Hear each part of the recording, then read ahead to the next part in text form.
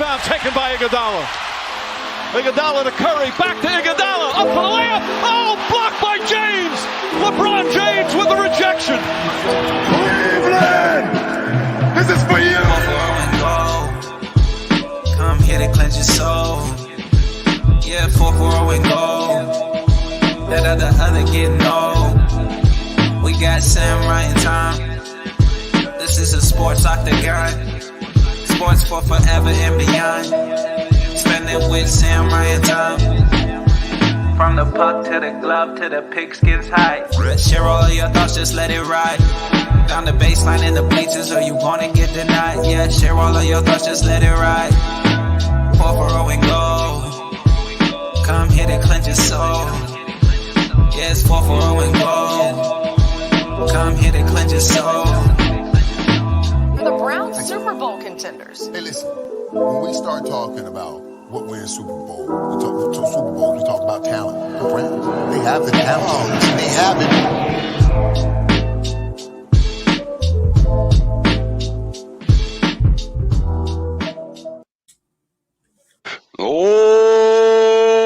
Ladies and gentlemen, boys and girls, children of all ages, 440 and Goal brings to you episode of 30, right? 30, yeah, good. I even got it marked up there. 30. Way to go, Ryan. 30, Rack. Big 3-0, man. I can't believe it. Made it this far. No one's dead. No one's in a ditch. Nothing. We're all good. No one's tried to kill us. It's been grand. Not yet. Even though we're, a sports show. Right. Talk politics. We said we're not doing this, Sammy. We made it all of 45 seconds before I had to get that smart ass remark out there. We're not. Well, yeah, I'm going to shut up. I was just going to come off wrong, and it's not going to go the right way. Oh, God. But yeah, so we are a sports talk show that does cover Don't push COVID. your agenda on anyone, Ryan. Don't push your agenda on anyone. Right.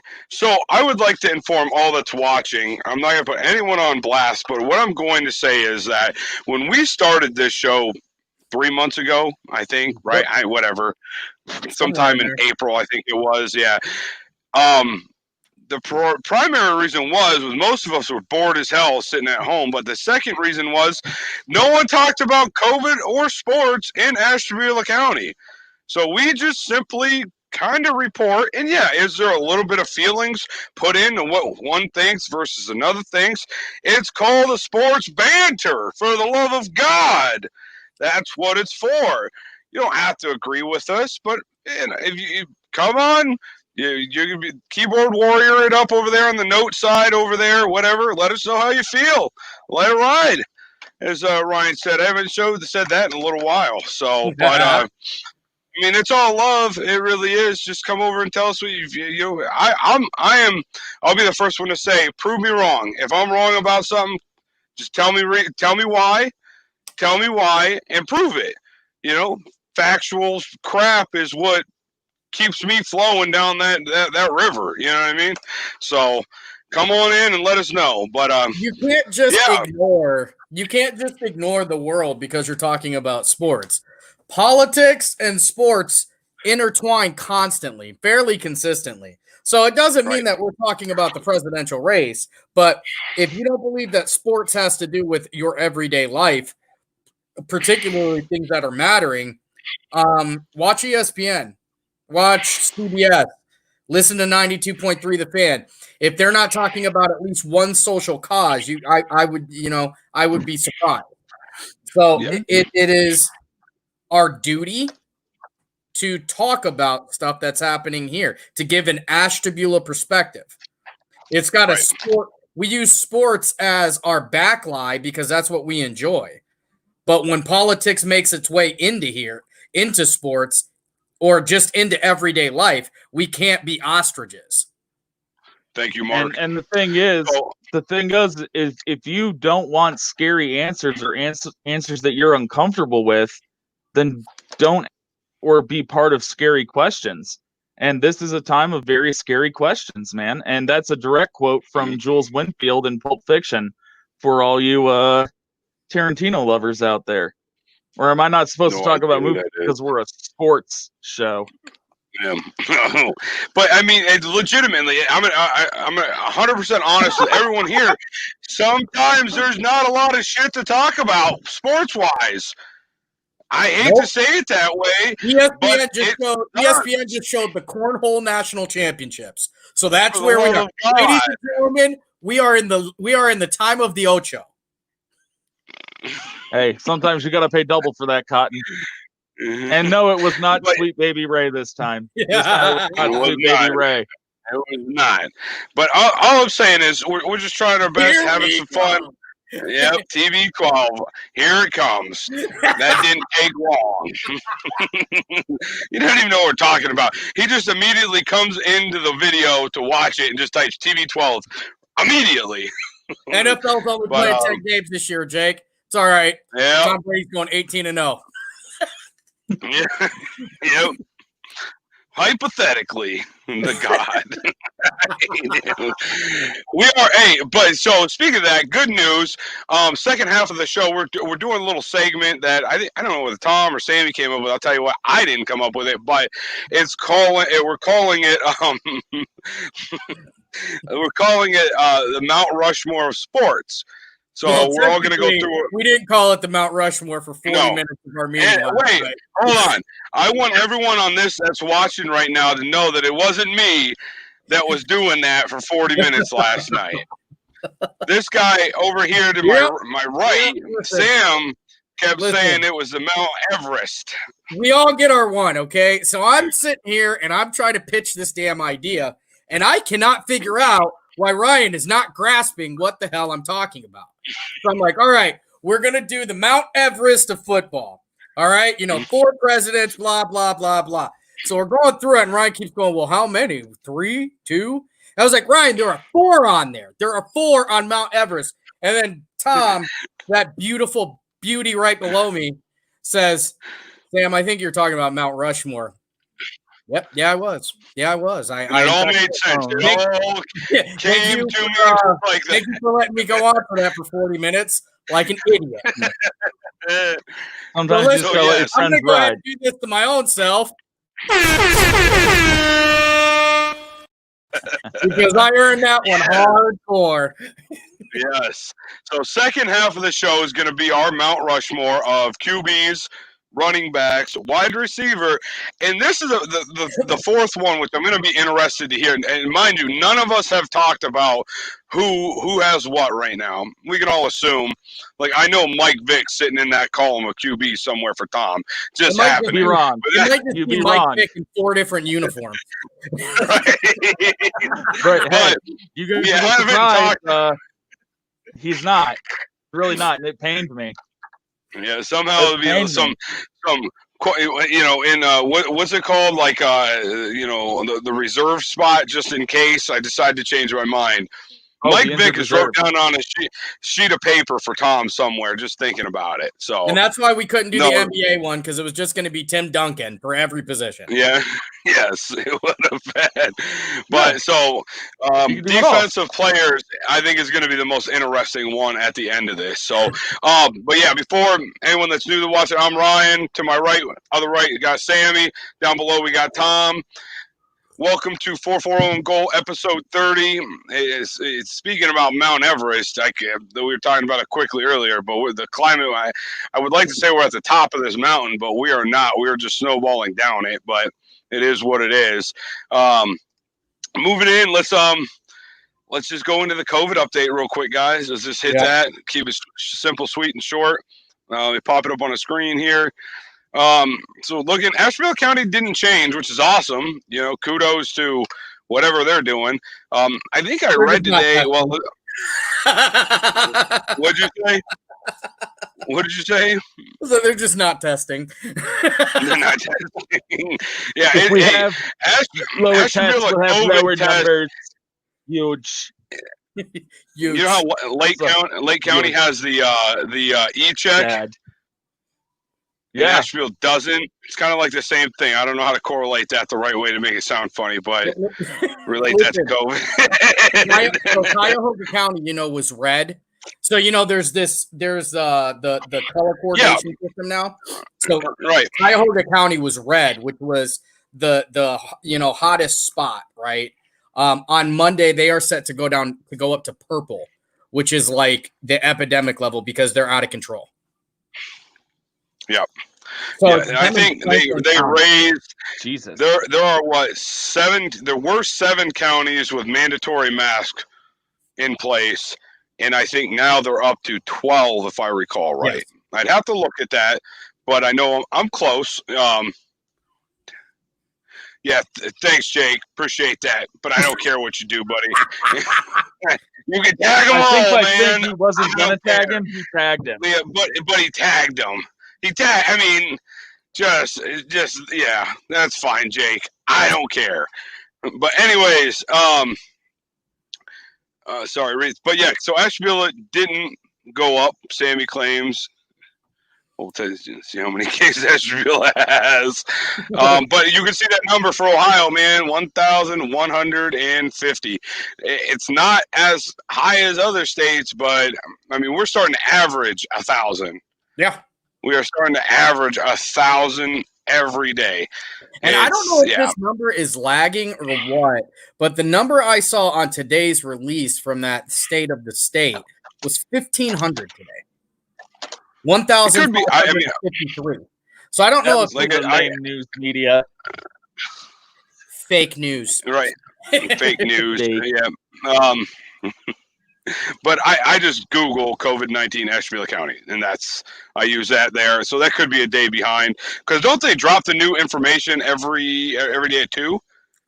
So in Ohio we do. That's what I'm wondering. Right. If maybe there's a little bit of a lag or what. Right. Yeah, it's possible. But yeah, so let me pop that off the screen because I want to go right in. We got a lot of sports topics related to COVID because there's a lot of stuff that's happened over the past 2 days. Biggest thing right now, man. Ivy League shut down, no football. So what would that be? Name the team so I know. I'm not going to know.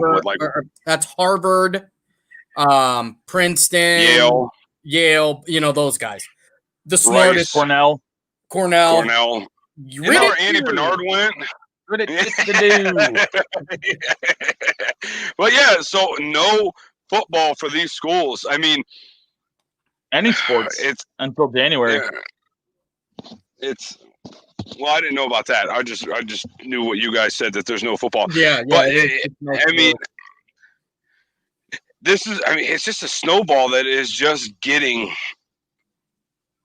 It's just starting to rock, man. Like just going into the next one real quick. So they're talking about.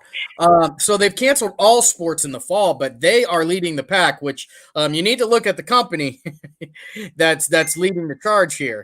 These are the Ivy League schools, probably the smartest people in the country at these places, and they're saying that it's too dangerous to play, and that they will keep an open mind for spring ball. And then you have other schools and conferences that maybe aren't known for their academics. We'll just say that. And they're like, nope, I'm playing the foosball. So, are you talking about Alabama by chance? Well, it's not just Alabama. It's the SEC in general is like, nope, no football. That's not an option. We're playing football. I don't care if everybody gets the Rona. Nothing a little moonshine can't cure. But exactly the rest of the country, I think, is looking at these numbers. And then, I'm not going to jump into that topic. Whenever we jump into the other topic about our school, our favorite school up here. Is that next? Here. I was just going to say, Big Ten and Pac-12 conference games only. Yeah, so the Big Ten, you got the Big Ten, the Pac-12, both shutting down. We're going to go conference only, which I think at this point we're just grasping at anything. You know what I mean? Like they're right. Trying to make anything work because ultimately the hammer is going to come down like midway to the late part of July, I think. And I don't think it's just going to come down for college. Because if college football can't play, I don't see how high school football is going to play. And that sucks. Well, it is a good Yeah. thing that Notre Dame's independent, Jake, but here's the thing. Most of their games, their high-profile games, are against Big Ten and Pac-12 schools. And they got you cut. ain't Playing playing USC, you ain't playing Michigan, and Yeah, hey, they'll without be playing just those like- two and just barely winning, how are you going to make a case for anything? They're Who you talking gonna about beat? a lot of putting them in Navy and DBs Army? on there. They're talking about putting them in the ACC. And I know when I think Atlantic Ocean, I think Notre Dame. Oh, absolutely. You got that beachfront property, brother. I wish Notre Dame would just get off their high horse and just get in the damn Big Ten where you belong. Right. I'd like to see him in the Big 12. Oh, here's what my question's going to be then. So obviously, Big Ten, Pac-12, and I don't know if there's any BCS competitors in the Ivy League schools or not. I'm sure there might be. No. Like I've stated before, I'm not like a huge college football follower. I just watch the games on Saturday. But how does that affect the BCS? Well, there is- Will there Yes, so it be doesn't bowl affect them. games this year? so you mean the playoff system is what you're talking about? Yeah. So that's gone. BCS playoff system. I think It's we gone. can. I think we can give up on that this year. I think at this point they're just Like there talking won't about- be a national championship game. All that they're going to play for this year is to win within their conference. No, I think that's exactly what you're looking for.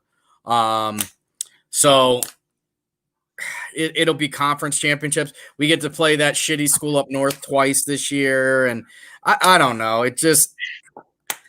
I'm not really looking forward to. I don't think it's going to be a great season of football, even if it does get played. Like I said, the bigger thing for me is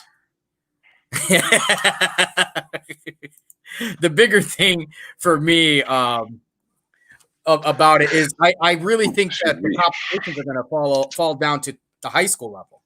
So I will tell you this: if it comes down to a point where you have to test all these students, even on a weekly basis, there are not schools that can maintain that cost. They're just not there. Right. They can't.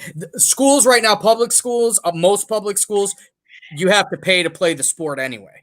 So they can't afford to let kids play for free. How are you going to implement an expensive testing process on top of it? So you're not. It sucks. I want to see high school football. I'm hoping that something changes, but right now it doesn't look great. It doesn't look great. I would be interested to see what high school football looks like in the spring, though. That would be something. Right. So if that translates, yes, Owen. Yes, you can play some Xbox, buddy. I'm sorry. I apologize, everyone. By the way, he is butt ass naked right now. I don't understand it. Have the kid read a damn book. Yeah. Anyways, but yeah. So interestingly enough, so the one thing I want to figure out. So there's 14 teams. Damn it. Actually, Jake, so she did really good tonight.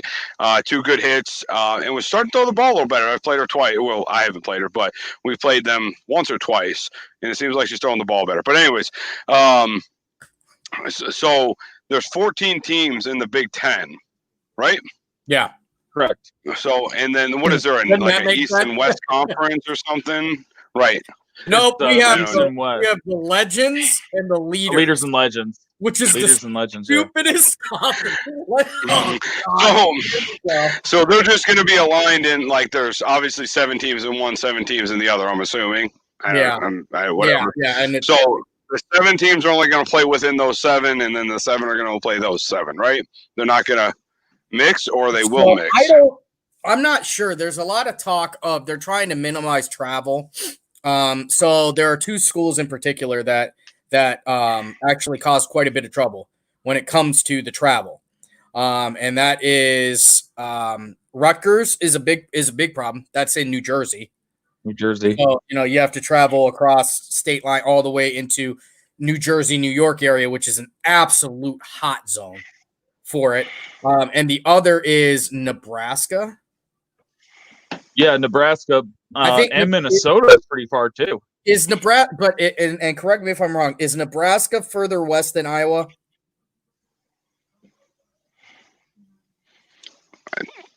I can't I remember. wasn't a geography Back major. on top You know, of each other, because yeah. the problem is they were in the Big 12 for so long that I always discounted how close or far away they were. They always just seemed like a different part of the country. Right. Oh, thank God, because I didn't realize that, but that's great. I'm glad that they're not the idiots and the losers again anymore, because the leaders and legends, it sounded like we were, going to sit down and roll 12-sided die. Nothing wrong with that.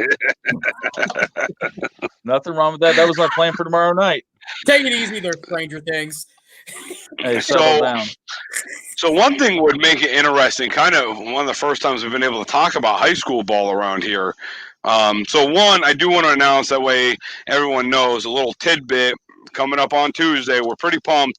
We will have St. John High School's head coach. I do believe it's pronounced Dalgosh. I'm almost 100% sure, but I'll correct it if I'm wrong. Bob Dalgosh, and then one of his assistants. Yep. So the head coach of the St. John, St. John Heralds will be on Tuesday. And then also we will have one of his assistants, and it's a kind of a good friend of mine and Sammy's. I don't know if it's Tom's or not, but mine and Sammy's, Marcus Parker, who is the wide receiver and D-back coach out at St. John. So they will be joining us from meeting him. Yep, and that's right, 9:30 to about 10:30, regular scheduled program. It'll just be the whole second half of the show talking about what's going on with that program. I'm pumped about it for them, but before I turn too far into that, real quick. So it's transitioning from college down to high school a little bit. If they're only playing within their conference, does that mean? I just want to mention the fact for Tuesday's show. For the coach coming on. So for everybody who doesn't realize, so the St. John Heralds, even though they played, they didn't play 11-man football last year, and it was a tougher year. The year prior, they were a playoff football team. This area's only playoff football team. So a lot of times, a lot of shit gets talked because they're a lower division. But those boys are out there playing, and they get to play in the and getting to play in playoff football. So it's a big thing. I'm really, really excited for what they're doing. Oh my God. The coaching staff that they've put together out there with Dalgosh, Marcus Parker getting the wide receivers and defensive backs. They brought in a guy, Alvin Rodriguez, to be their strength and conditioning coach. And if you don't know who that dude is, just go look at him. He's a giant. So there's no better person to get them in shape. I think St. John is on its way. So keep your eyes open for that. I'm super excited for Tuesday. And Marcus, since I got you on here and I see you're watching, is it Dalgosh or is it the way Sammy pronounced it? Just a yes or a no will be great. But anyways, so first of all, you can't say yes. Well, he could say yes or no. He could say yes, I pronounced it right, or no, it's the way Sammy put it. But whatever. You can't trouble going from high. Just shut up. The animosity on here is disturbing. Collegiate level. Ever since my Heralds became an amazing team. They're semi-pro now. So back to, we're talking about collegiate football coming down to high school ball. Okay, does that mean in the next month we may hear that Lakeside and St. John, well, maybe not St. John, but Lakeside, Geneva, Edgewood, Jefferson, Conneaut, they're just going to play each other twice this year? First of all, don't log St. John out of playing Lakeside, because they're not. It's not that different. They're on the same. They're on the same playing level. To be honest with you, thank you, Marcus. But I think that's a good point to make. I think they're going to want to keep it within the county. Yes, because so Ashtabula County is going to have a different risk factor than Lake County. And I know for a fact Lake County teams are not going to want to play Cuyahoga County teams. Right. Just because Cuyahoga is a hotbed right now. So here's a question. Here's a question for you guys. Does it behoove Grand River Academy, for you, McCoy, does it behoove Grand River Academy or someone to field a football team if that's the case? Can Grand River field a football team? See, that's why I put that out there, because I knew Terry would get all fired up. Cut it out. Mr. Henty coming with the heat. So Grand River, they've never had a football team, have they? No, but like the Hoover. I think they've only done basketball. Didn't they have those twins? Was that them? Or was that Grand River? Grand River or what's the other one? Grand Valley. It was Grand Valley that had the twins, right? Grand Valley had the twins. Yeah. So, yeah, I don't think I've ever seen Grand River play anything, honestly. I'll be honest with you. I used to think Grand River was a prison. Because they had Derek Anderson Jr. Yeah, but neither does St. John. St. John doesn't have the facilities to field a team either. They just use public facilities. So, I mean, there's plenty of football field. Here he is. Scone Loke, the man. What up, Scone? Scone dog. Hey. So, yeah, I mean, I think it would be interesting to see that come back again. And, yeah, I mean, because St. John, I think, did we read that they're scheduled to field about 23 guys this year? So they have 24 that they have. 24? That's where their roster is. And then Lakeside had 35. Edgewood, I believe, had 40. And this is all. So this is all courtesy of JJ Huddle, which is what we were or not JJ Huddle. Excuse me, Max Preps is what we were using to kind of find this this information. And if I'm incorrect, then let me know, please. Correct us. This is what I'm hearing. I do know that I have not seen a large numbers-wise football team in this area in quite a long time. Probably Jefferson puts out the most, consistent high number team every year. Jefferson always have 40 to 50 guys out there. Jefferson is pretty much the Alabama of Northeast Ohio football. I mean, they live and breathe football. Look, Jefferson had a kid a couple years ago by last name of Knight who might have been the coldest running back. Jeremiah. Yeah, that kid was a freak. Jefferson, and we're gonna have hopefully they're one of their offensive coordinators and their head coach on this show as well. Jefferson's a very interesting story too because that's a program that they've just kind of maintained. They've maintained where they're at. You know what I mean? There's really no big highs and lows like our alma mater. Lakeside has been top of the world. The football runs through here, and then they've been through 3 years without a win. Edgewood has been the same thing, top where they were the best team in the county, and then 2 years with 2 wins. So Jefferson has always kind of been middle. I don't know. And then you ain't lying, bro. That's a complete mystery to me. I cannot put my finger on Conneaut. I have no idea what goes on out there. Conneaut's like Washington D.C. of Ashtabula. Like it's its own thing. They got a banging Dairy Queen out there. I'll tell you what. every time I drive, I feel like it takes longer and longer to get there. Like the last time, I just becomes get gas 3 times. It's because when you're driving down 20 in Conneaut, you go left and right more than you go straight to avoid the potholes in Route 20 out there, man. But no, I mean that's what it's good. I would love to see that come back, even if it's a fluke year and it has to happen that way for us to play another team where it all stays within the county, 10 games, everyone's playing each other. If St. John wants to, I'm sure everyone else will open the door. It should be that way. It absolutely should be. The NEC shouldn't have gone anywhere. Our Lakeside got, big for their britches and went by way of, they kind of took the Madison point of view on it and decided that, we're too good for out here.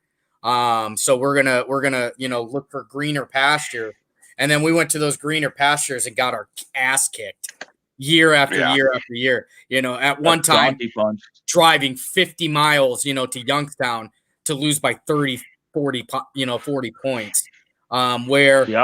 When teams were playing locally, football mattered around here. You know what I mean? When it didn't matter, your parents worked together. You know what I mean? You knew guys, like maybe your cousin went to Conneaut or Geneva or, you know what I mean? So to have all these schools right here within this tight circle it's really idiotic that they don't play each other. Yeah, totally agree. I mean, there is no reason On a not to. regular I mean, basis for a conference, because that's what you are. Like, if you want to go to the playoffs, then you have non-conference games you can schedule for that reason. right. Mhm. Yeah, For sure. absolutely. Why not play the five teams right here? Why not play them and then get 5 non-conference and, go with it? I have no idea why we did go away with it, but hopefully it will come back. David Rivas just popped something really easy. Every Friday was a rivalry game in the NEC. Yeah. Every game was a rivalry game in the NEC. Yeah. It was sweet, man. I remember it was a lot of continuity to the town, to the whole county. Everyone was, that's what it was. It really did. I mean, people always talk shit about Ashtabula and Harbor not having, playoff teams or whatever. But I'll tell you what, those stands were packed. Yeah, they were. I mean, stands were packed. People were pumped. You could talk shit to someone that you worked with. You know what I mean? Like, I worked with dudes from Geneva. I talk shit all the time that Lakeside was about to beat that ass down in football because we did. And, I mean, it was awesome. And now you're just kind of like, well, I wonder how bad we're going to ass kicked against a Warren G. Harding. You know what I mean? Like, do you remember Amos B. Hoople? Yes, I remember Amos B. Hoople. That was like my favorite. That was like my favorite part of the Star Beacon. Oh, without a doubt. Absolutely. That league right there makes the most sense. That makes absolutely the most sense. And credit to PV too, because you know what? PV, when we were in school, was but they were a joke. And PV of that list is probably the most improved program. I think they're another one that flirted or maybe went to the playoffs a couple years ago. So the big hitter back in the day was Lakeside, and they really have fallen very, very far off. You know what I mean? How many kids are even? I mean, didn't we read like 35? 35 out of a D1 school. Are they D2 now? They're D2. D2, even a D2 school. Yeah, 35 kids playing people. PV worries me, man. PV is legit, and I can't wait to talk to you guys about that on Tuesday because PV is for real. It's just so sad to me to like see this disparity from 13, 14, 15 years ago, like a whole generation of.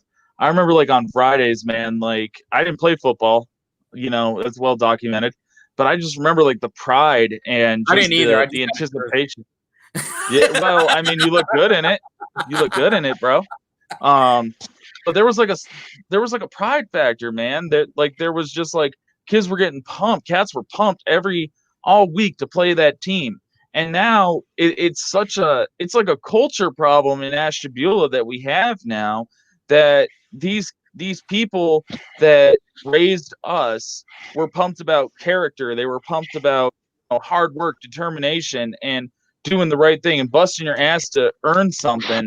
And now we got this generation of parents that come out there and try to guide children, but these children want to go to the wayside, man, and they want to do different shit. Like they'd rather play Fortnite. They'd rather do dumb shit than take pride in themselves and respect their elders and their coaches and put a product out on that they can be proud of every Friday. And it's very sad to see that, man, this cultural gap and this generational gap that is so prevalent and prominent in our area. It's crazy. My wife will surely appreciate that, David Rivas. She will love you for it. I know she's watching. So, I know we had a couple of the topics, but this is kind of really, I'm not changing it, Sammy. It's really been a good conversation. I just seen the note that you sent up. But why do you guys think that, when the year I graduated, I think there was jersey number 1 through 99, and they didn't have a spare one to go around. You know what I mean? From the 30-yard line to the 30-yard line. Yeah, I mean, why is that? Is it now that it's just not? I mean, like I know, so hearsay is, and it's all hearsay, so don't take it any, further than that. Like St. John, I've heard that at one point in time, one of the reasons why they were running a 7-man ball last year was because somebody had a discussion about concussion protocol and the parents pulled the kids.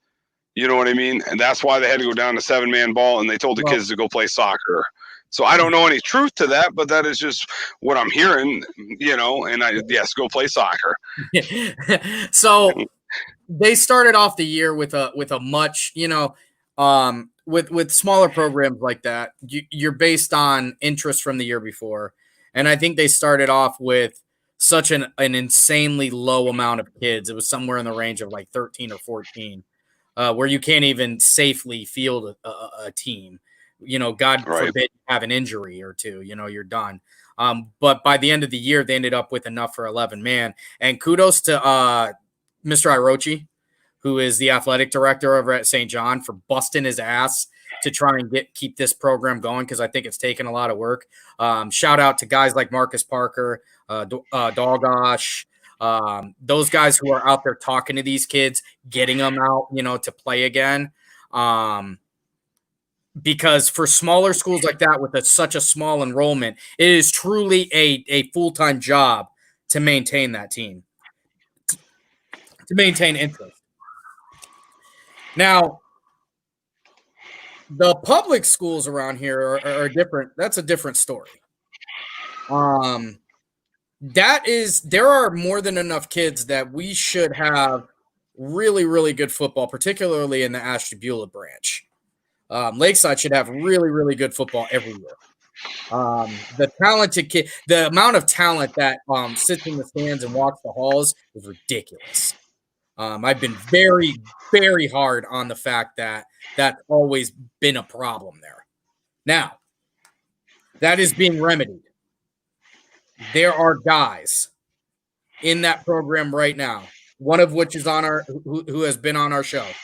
A guy like Terry Henton, which is the type of guy you need in the hallways, who is not afraid to check your son and tell him to get his act right and get on the field. Who cares enough to go that extra mile, who can be, who can relate to you, who's making sure the grades are together. Back when we were in school, it was guys like Stoney. It was guys like Sean, going into those guys were in perfect position, particularly Sean, because he was a truancy officer. So if you weren't acting right, and he worked right in the guidance office, he was the first one to know. It's that type of relationship. That's what it is. And I don't know what's going on right now. Listen, I don't know what the relationship is. I don't know how much hallway recruiting they're doing. But what I do know is that we have a product that has gone 0-10, 1-9, 4-6, 0-10. That's what we've gotten out of the program in the last few. And what I do, the other thing I know is that the talent that Ashtabula has to offer has never been 0 in anything. We should at least be a 500 football team, no matter what. I would put our kids up against anybody. It's how much talent people are getting out of it. And if it's not going to happen in one place, people are going to go somewhere else. And that's what's happened. So to kind of piggyback off your point, Sammy, look at a city like in the middle of Texas, down in Alabama, in Florida. You have people in there that have invested in their communities, that have pride in their community, that have pride in their family name. Okay? They expect their children, hey, I don't give a shit if you want to play football or not. You got this talent. You're going to go out there and you're going to play the goddamn game. Okay? Because that's what's built character for you. There are parents in Ashtabula right now, Geneva, Jefferson, everywhere. And this isn't just an Ashtabula problem. It's a problem everywhere in this state or in many states where parents expect their children to be coddled. Parents are afraid of having someone else rectify the mistakes that they make in their own home. Okay, so I don't want my kid going to play football because Terry Henton's going to yell at him and call him out on his shit.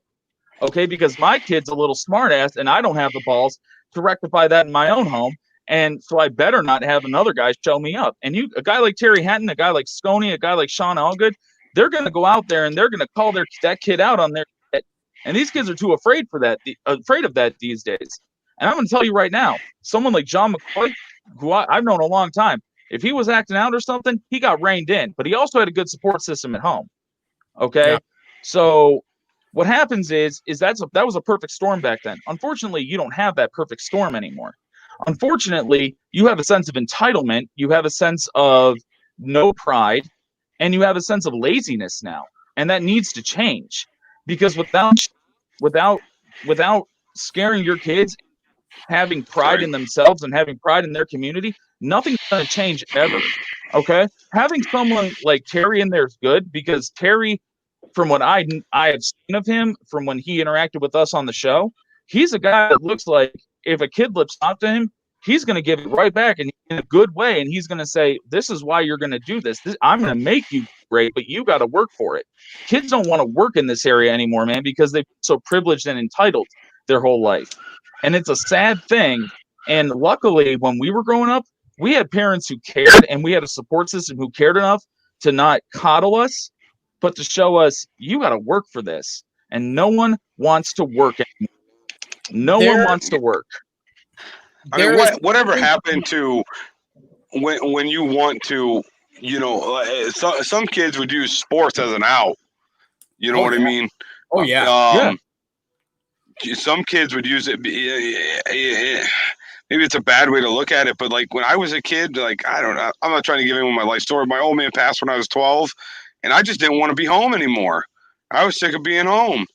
So I I told my mom one day I'm going to play football. I think she was totally shocked, because I never, I hadn't played football since I was 9 years old in midget league. And I just said, I'm going to go play. Whatever happened to kids, just, I do agree with you, Tom. I don't think anyone wants to complacency or any kids. Yeah, they're okay with just what it is. There's no drive. But why is there not a drive anymore? I mean, we're only talking about a little over a decade. We're not talking about 50 years ago. I'm going to things have changed. Things have changed, but I don't know how it's drastically changed that much. It is. You answered your own question. When your father passed, rest in peace to him, you didn't want to be at home anymore, and you needed that out, right? You didn't have something else to give that out. You had football to take out your rage, your aggression, your sadness, and that pain that you had, right? Now, kids will go out there on Facebook and just put people on blast. Kids will go on Fortnite and just talk shit to whoever when they lose and blame everyone else for something, okay? There's no things, social media, video games, the connectivity that we've been blessed with in this era has made people soft. It's made them soft because they realize they can hide behind and not have repercussions for their actions. So there's no repercussions for the actions any longer. So that's not all of it, but it's a part of it. Yeah, that's definitely a part. The technology portion, we'll say that. I agree. I think that is a problem. But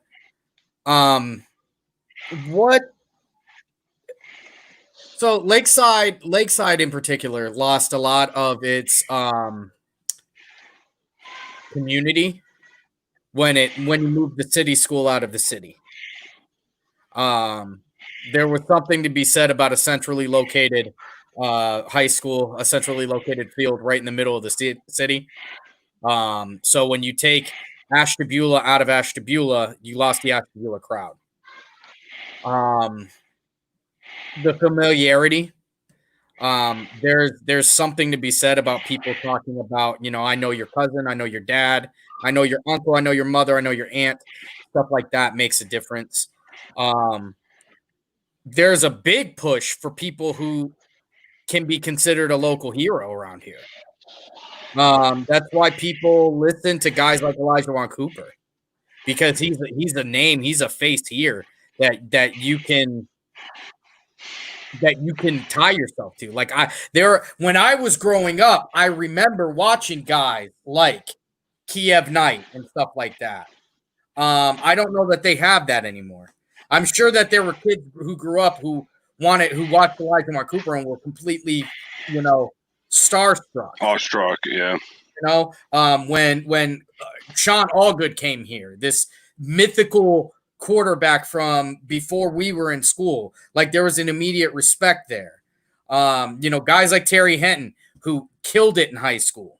That there's a name, there's a face, that's where the local flavor matters. And I understand that, and it's always been one of my problems with outsourcing coaching. And I'll probably get myself into trouble with this because, this has been what I've been bitching about for 3 years. But I think it plays a part. I absolutely think it plays a part because kids, they don't know you, man. They don't know you. There's no, they don't have that. It's not. Well, it's not even. They don't know you, but it's their parents knew of you and were able to say, this dude was able to run the quarter mile or whatever, the 40-yard dash in 4 seconds in high school. The parents, and that's his kid out there. What are you going to do to become better? That's that's really it. Yeah, there's something to be said about Uncle Tom saying, "Hey, you might not know Terry, but let me tell you, I can vouch for him. That dude knows football." I remember watching him play. There's another thing that David said, and Sam, I'm going to link this to you too. David said he remembers the first day he met me during open mat. The wanted bragging rights and that sense of honor when it was wrestling. So, Sammy, I don't know if you remember this, but the one thing I always remember about you is we were at an open mat in Madison, okay? And you and I were warming up together, okay? And you kept hitting duck unders on me, kept doing it, and I was getting pissed. And you grabbed me and you said, "You're not athletic enough. You got to do something else." And you smacked my chest. Vividly, I remember this. You held me accountable. You aren't good at this, so get better at something else. Revis, when I met Revis, I was getting slammed at the mats by Kenny Fulkerson and Pat Buddy. And I just remember Revis going, "If you don't want that to happen to you, then don't effing let it happen, dude." Yes, kids don't have that anymore. Kids don't have that amongst each other anymore because people, Sammy, you didn't know me. You were my teammate, but you cared enough because you wanted me to be better. And there was better, dude. There was no one has that anymore. Level of pride.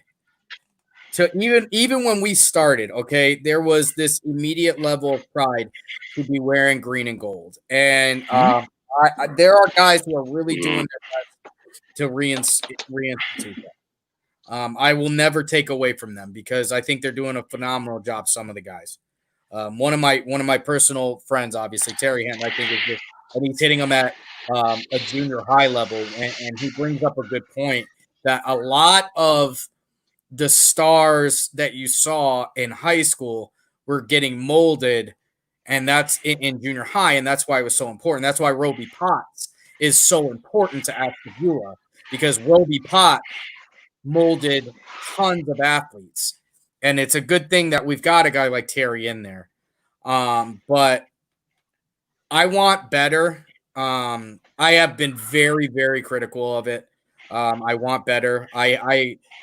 The school my children go to at St. John, I think they're doing a phenomenal job with what they've got. They've been putting together something out of nothing, out of a program that did not exist. They had been a program all of 2 years before they made the playoffs. So if they can do it, there's no reason that public schools can't. Edgewood has put together a program as well, getting athletes, and it's there. Football in this area. It's not even getting. It's discovering what they have. That's really what it is. Because you can't recruit at Edgewood, quote unquote, but they're discovering that there's kids there that have potential. Sorry, I had to interject with that. Go ahead. I agree with you, dude. I think you're talking. It's pulling that out of. Mm-hmm. It's like a nail stuck in the wood, and you're the hammer, and you got to pry it out of there to figure it out. It's catching that freshman that's never played football before, or that sophomore that's never played football before, or even that senior that's never played football before, and making the most out of that year. It's, you know what I mean? That's really what it is. So a question I thought about while we were talking. So we all evolve as human beings. As we grow, we become wiser, smarter. We do things differently that make more sense. Is Ashtabula County kind of stuck in a way? Oh my God. Yes. So I ask this, I see some transition that seems like would make sense. Like to me, seeing Coop over at Edgewood as the defensive coordinator there. seeing Marcus and like even St. John did it great in my opinion. Dalgosh was an assistant. What did we say? He was like the OC, DC, something like that. He's of St. that John program. Right. He's a St. John grad, but he's someone that's also evolved into this era of football. So all we can reflect on is 13, 14 years ago, how the game was played then and versus how it's being played now. But it is Ashtabula County itself, not all schools, but a fair majority of them stuck in a 90s or 80s way of playing the game and not getting through to these kids. It seems like, the old saying, you can only beat a dead horse so many times before you give up. But can't you beat the dead horse a different way, I guess? I mean, like, I don't know if I'm saying it right, but why not find a different way that works for these kids? We have to, as a society, these 14, 15, 16, 17, 18-year-old kids, they, as much as we hate it, they're all about these. They love these, the phones, the iPads, the AirPods, and wireless earbuds, and anything to make things simple. So my question is, problem, Ryan. Ashtabula's problem is when we were growing up, idolized guys like Olajuwon Cooper, those type of guys. Okay, we idolized athletes. Kids today in Ashtabula are idolizing drug dealers. They're idolizing people that shouldn't be idolized. It's a very bad culture problem out here that has been perpetrated. But my thing is, so I get the old saying goes, you get more bees with honey. Now, I'm not saying by any means or any stretch of the way to go up to these kids and coddle them and praise them to get them to join the team, but there's got to be a different way for these kids to recognize why sports is good. And we're missing somewhere over the last 5 to 10 years. I think the city schools have been missing a different way of getting them and understanding them, because look at the teachers. I mean, how old? I mean, even a head coach. I don't know how old the head coach at Lakeside is. Is he 60? He's gonna have a 60-year-old mentality of doing it. The teachers are. I will never go at the teachers because, my God, do they have the hardest, most underappreciated job in the entire world. But the culture can be changed, but they got to give somebody local a shot. When is the last time a local guy has gotten a head coach position at Lakeside for the football program? I don't think they've ever done it. When is the last time somebody with an actual Ashtabula City tie has gotten a shot at a head coaching position for the football team? Right, and that's no knock at the head coach now, just so everyone knows. Since Jay Corlew left, not one person has gotten a shot. Everybody's been from somewhere else. And I've said this before. And the last time I got in a disagreement on Facebook, which is where they all seem to happen, this was my comment to that too. You can have success from here. We make winners here too. You don't have to go to different states to pull in somebody to coach these kids. There are plenty of very, very qualified men here. And there are two instances that people have been completely overlooked for ridiculous reasons. The first one is Sean Allgood, and the second one is Olajuwon Cooper. Because I'm not going to pull names no more. All right? So when you stop believing in your own community's talent, your community stops believing in you. People aren't doing that anymore. So I'm listening to you, but I'm reading Terry's comment. So yeah, because Terry, we're not knocking on the coach that's there. It's just an opinion.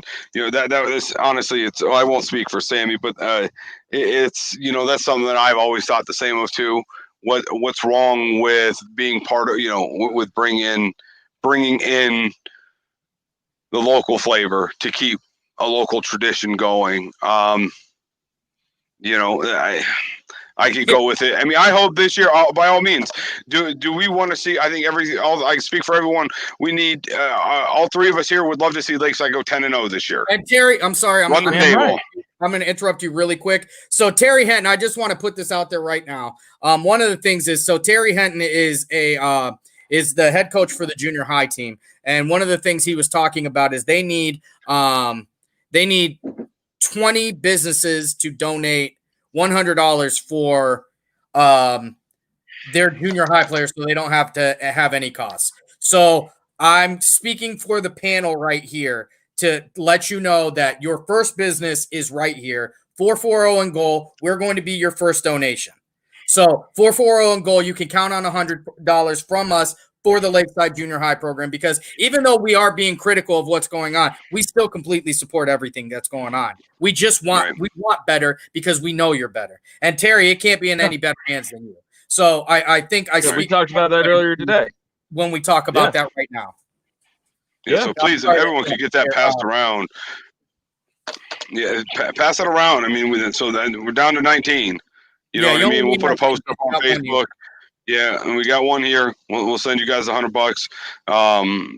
Let's get it down to, I don't know when you need it by. So Terry, if you could give a date where, it's due by or something like that for us so we can get it posted up on Facebook and share it with, and by the way, not to transition too much here, but we are up to almost 800 followers. So thank you guys all very much. But yeah, so we could share with all 800 followers and get that posted around. Sconey's in. Sconey's in. So we're down to 18. Anyone else on the board? But and so for anybody watching, I would like you to get out there and approach your local businesses here, because this is something. So cost has been a prohibitive factor in Ashtabula for quite a long time, and that actually plays a part in why I think football here has has gone downhill. Because the years where you had to pay, I will tell you this, I can promise you this. When I was in school, if you had to pay for all the sports that you have to pay for now, there's no way I would have been able to play all that. My parents did not have money like that. So we should all do what we can to help with that. So anybody, if you know somebody who owns a business, you're a business owner yourself, anything like that, Terry Henton, local coach right now, they need 18 people to donate, 18 businesses to donate $100, which is nothing to a business around here, for kids to get into football. Don't piss and moan about crime if you can't get kids off the street. That's what he's doing. So get out there and put 100%. them on. Great point. So yeah, I mean, like I said, we support everyone around here, and we can't wait for this year coming up. Hopefully there is ball. We want to report on it. We want to talk about it. We plan on going live at different places. Dave Clemens, David Clemens, writing us down. Dave Clemens. Yeah, so that's now you're down to 17, Terry. My best friend's 17. Business right there. Hey, keep it up, man. In a matter of 4 minutes, we've raised $300 for the. I think Terry just put it out there. The Goal Line Club. Yeah, and Lakeside Junior High football team. Make checks payable to. Where did you just put it? Where'd it go, Terry? Give me 1 second here. No, thank you. I was looking for something smaller. So, make checks payable to Lakeside Goal Line Club. I mean, I don't know. Terry, can you do like a Venmo or anything like that? Even if they got to send it to you and then you take care of it type deal? And just something to think about. Yeah, don't forget we're on a delay, Rye. On a delay. Yeah, no, yeah, I know. Just let me know. So, Dave Clemens, start a telethon. Love to see our school in the playoffs. Yeah. So, first of all, Marcus, I'm just letting you know, and I don't want to go too much into it because I don't want to use up the material we have for Tuesday, but I expect y'all to be in the playoffs. So I have very, very high expectations for you guys. All right. And like I said, I have a lot of passion for Lakeside. I guess discourse because of how much I know they can do. All right. Yeah. These kids out here are phenomenal athletes, ridiculous athletes, walk the streets of Ashtabula. And I know that with the proper guidance that they're gonna start getting, you know what I mean, now. Boy, we can really change. This is a blue collar town, whether we want it to be or not. And sports in a blue collar town matter. 100%. So that's why it matters. And it's not 100. just Lakeside. I want Lakeside good. I want Edgewood on top. I want St. John in the playoffs. Geneva. If we get good football around here, that's what brings people in here. Like, I want to see a scoreboard on a Friday night, 28-31. Yeah, like how many people go look at St. Ed's and St. Ignatius and have zero ties to those schools? How many people go check out Massillon and Solon and have never even driven down those streets before? There's no reason we can't have that here. We've got kids Sammy, that have to go off your point, Jeanette, Pennsylvania, man, real close to where I went to college, small town, good football program. Terrell Pryor, right? That was the kid you know how many people were in that goddamn stadium every Friday to see that kid play because they had a good football player. Do you know how much money was put into that community because of having a good high school football program? It was immeasurable. You can't even quantify what that did for someone. You're 100% right. If we have good football out here, we will see a change in our community. But it starts with getting this shit, like, right, what we're doing right now with Terry, what everyone's doing, it starts right here, man. The change needs to start with something small like this. That's right. Let's get it going. Let's get this shit going. Yep. I said shit a lot. I'm sorry. Yeah. No, you're good. Let's break. It is now 9:34. We do got an interesting second half coming up here. We'll be doing the Mount Rushmore of our favorite QB, wide receivers, running backs, and defensive players of all time. Sammy's going to shout out business of the day. Again, don't forget anyone that just hopped on.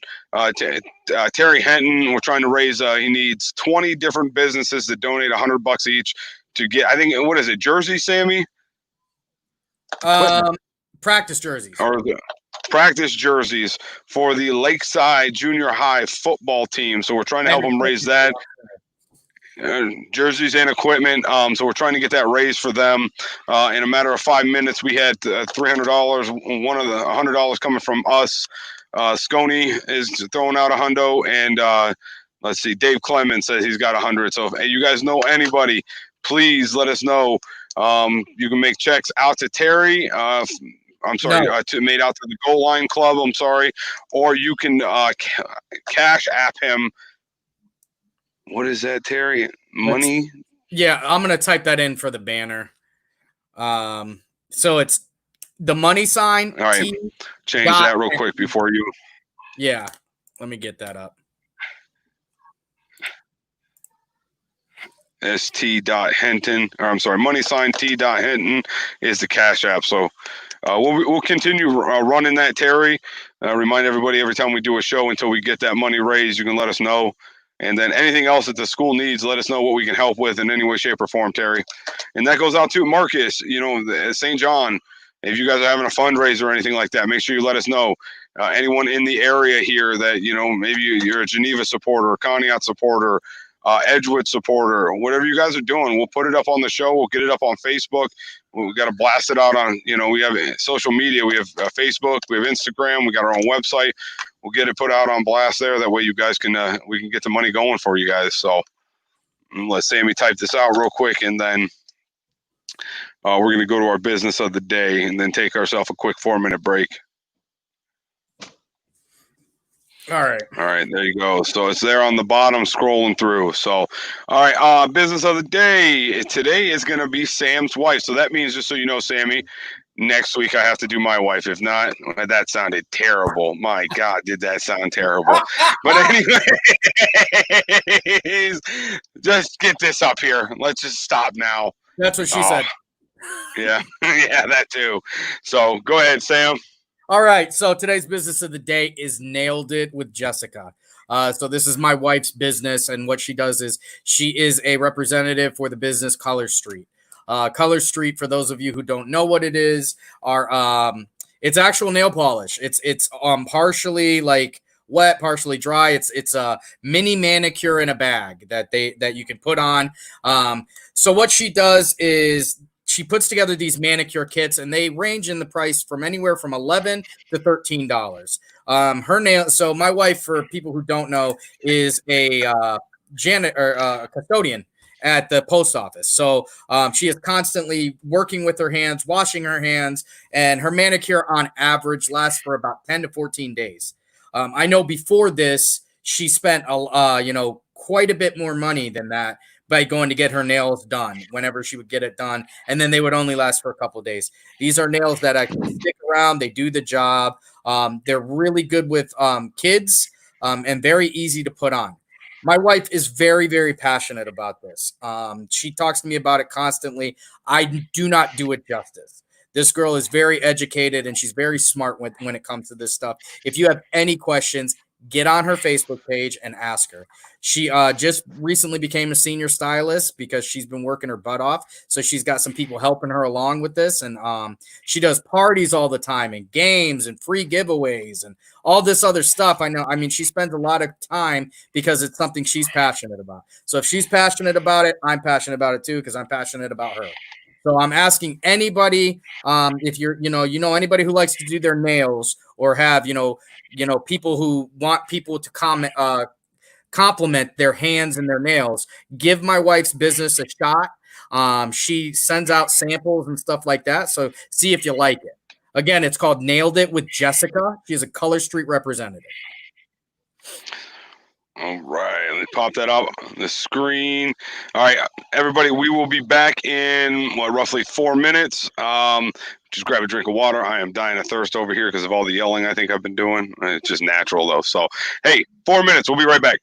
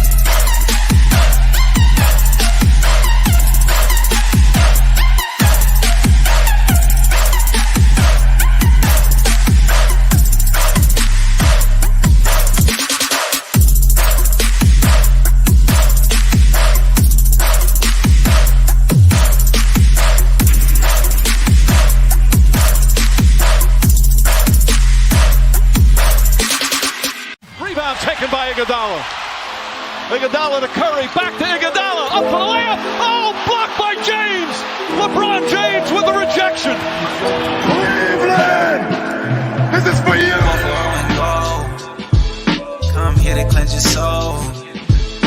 Yeah, 4-4 and gold. That other getting old.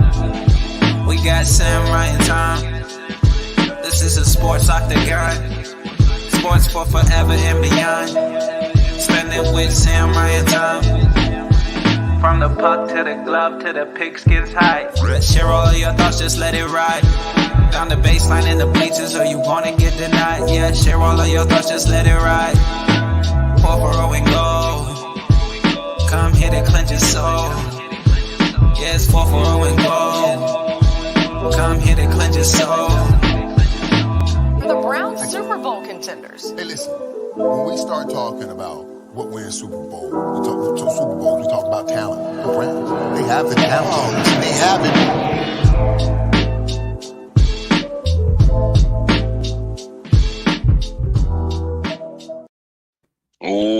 Welcome back. Okay, that for a second there, I was going to be flying so low.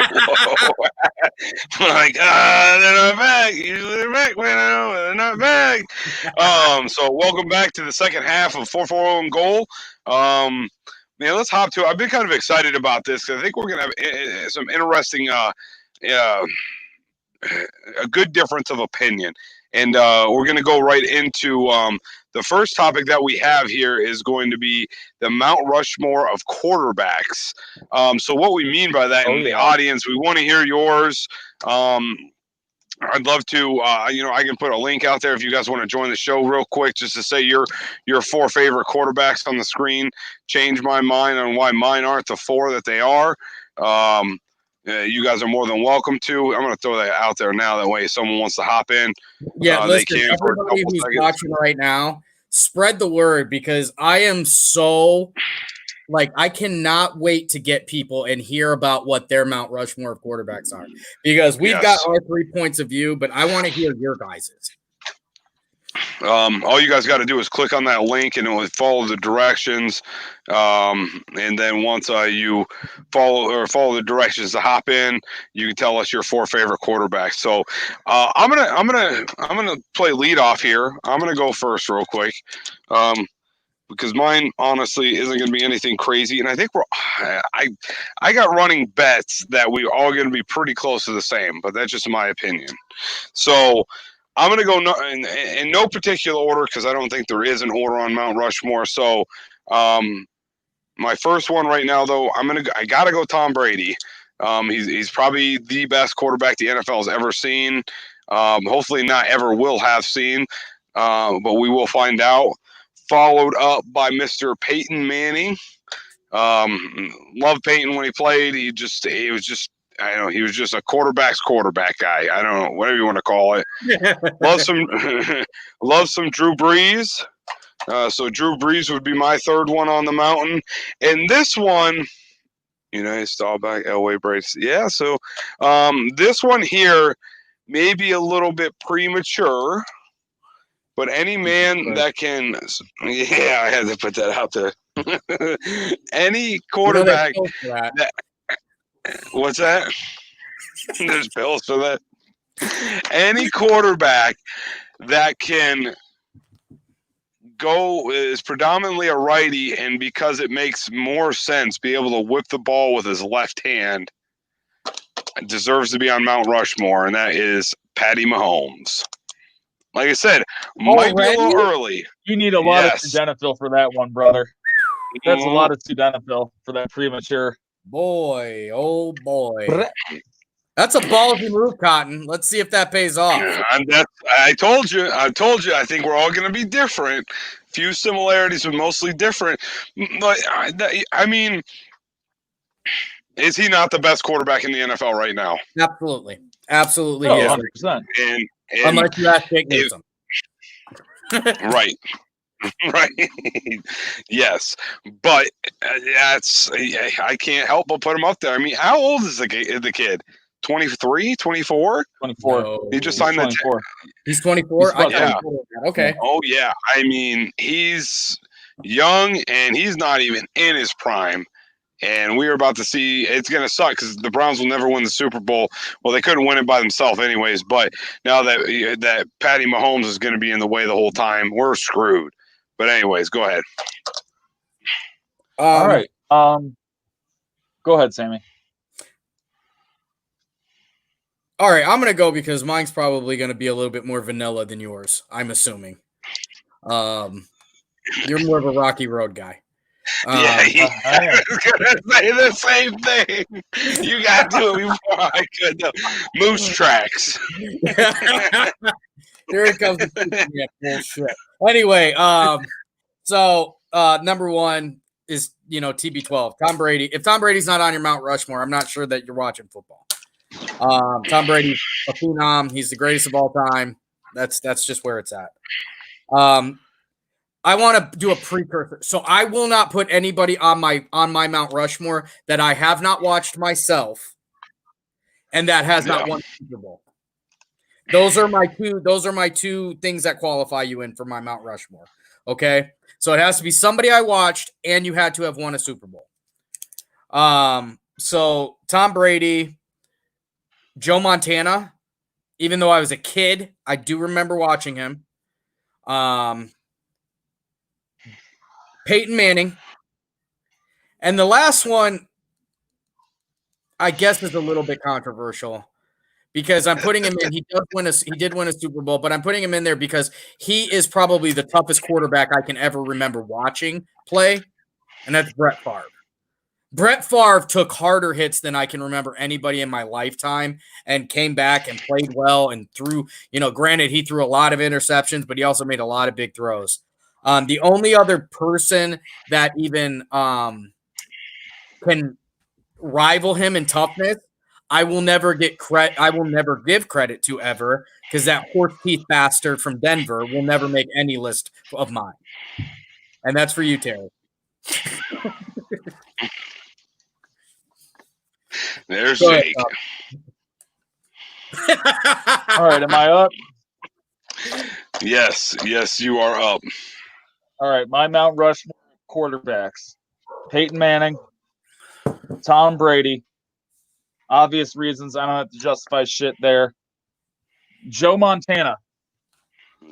Yeah. Was as close to perfect as you can be in Super Bowls. He put the 49ers back on the map. He went to the Chiefs and pulled a Tom Brady before Tom Brady was a twinkle in his dad's eye. He had a great career. He was super accurate. He was mobile. And the last person on my Mount Rushmore would be Bart Starr, the Green Bay Packers quarterback. The reason being, Bart Starr won the first Super Bowl. Bart Starr owns a 9-1 postseason record. He is a disciple of Vince Lombardi, a legendary head coach. You can't talk about quarterbacks in the NFL without talking about Bart Starr because he won the first Super Bowl. He was the first guy to do it. I mean, so you put that on there. It's kind of like putting George Washington on Mount Rushmore. Well, he was the first. You know what I'm saying? Like, the fact of the matter is you can't talk about the NFL or who really gets me aroused, Bart Starr, when we talk about quarterbacks. And if I had to put a chisel at the bottom, just a little banner, it'd be Michael Vick. There it is. I knew it was coming somewhere. I don't really believe that. No, Michael Vick doesn't even crack my Mount Rushmore. He just can't. He doesn't have a big enough body of work. So, if he doesn't go to prison, does he make your Rushmore?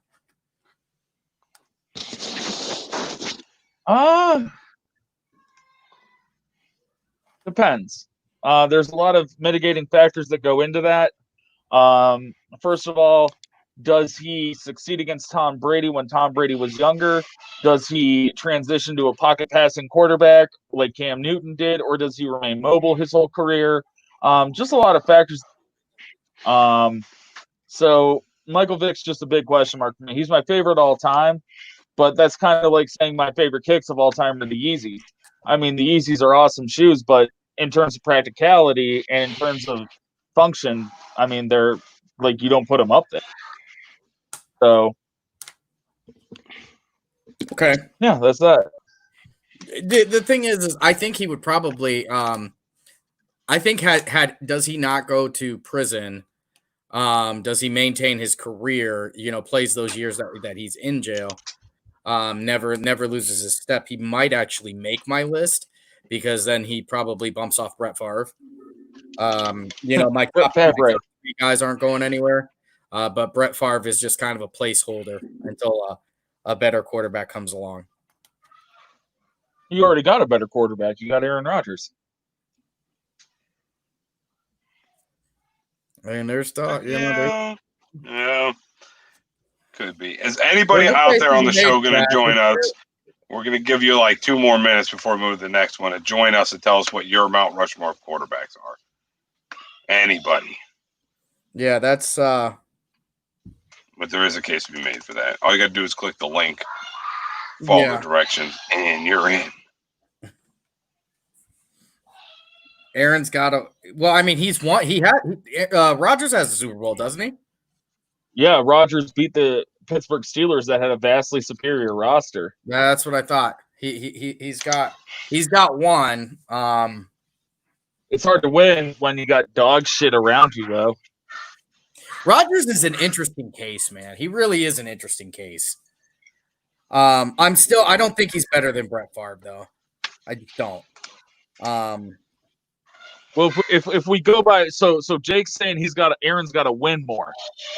I mean, really, realistically, I only count one Super Bowl from Peyton Manning. I don't count that Broncos Super Bowl because it was a skeleton that running backs got for him, and Von Miller just destroyed everything else around him. I mean, really, Peyton Manning didn't win that Super Bowl. He just contributed. Like it wasn't Peyton Manning anymore. So I mean, I make the argument that Peyton Manning only won one Super Bowl. Truly. Big Ben, John, could be in that mix, but it is more of a personal agenda than it is anything I don't put else. rapists. I don't put rapists. I'm really curious to see if he makes that. Nope, ain't no horse teeth quarterback getting in here. Not yeah.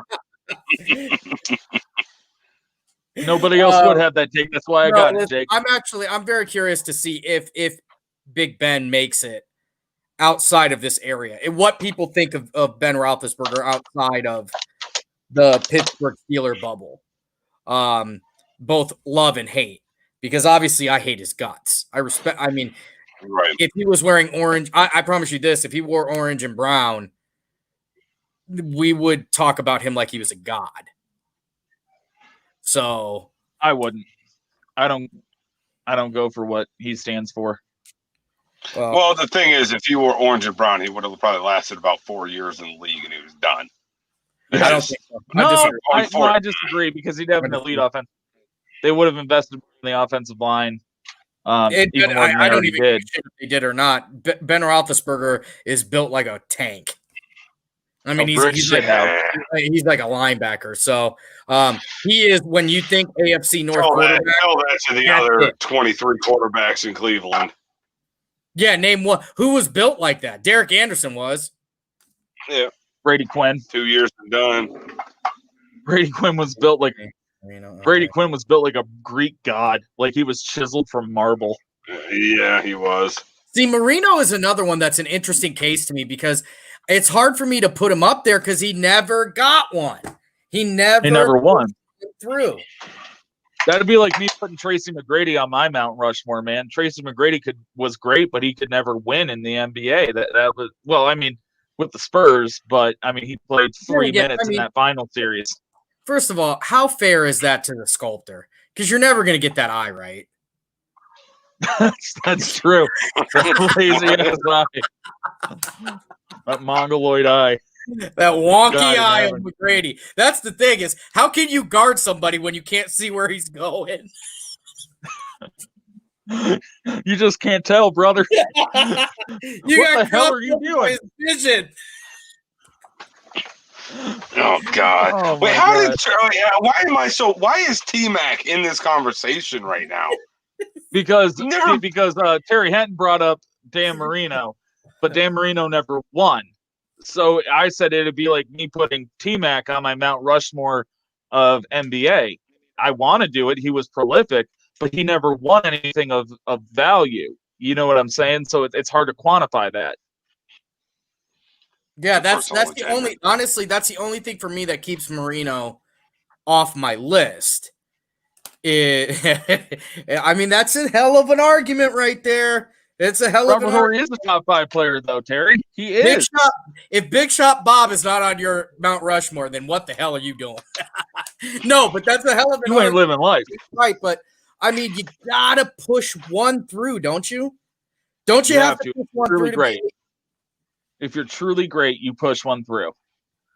That's what LeBron did in Cleveland. He's truly great, so he willed that of misfits to winning a championship because he is truly great.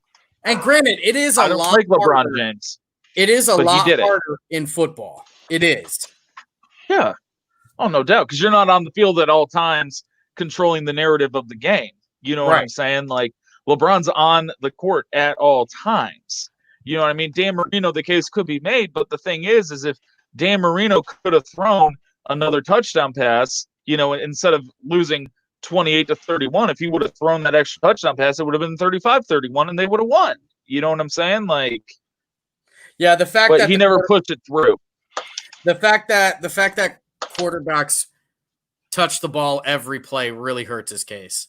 And I'll be honest with you. So the winning prerequisite is only applies to the quarterback for me. Only because the quarterback because the quarterback dictates the offense of the game.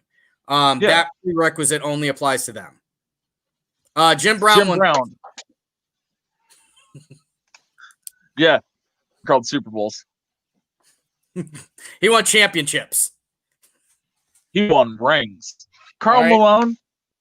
I don't care that the Browns won the RC Cola of the championship. It's still a damn. Still counted.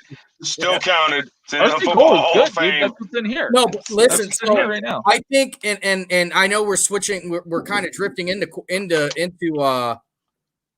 we're drifting into Karl Malone, or we're drifting into NBA a little bit. But just really quickly on Karl Malone is.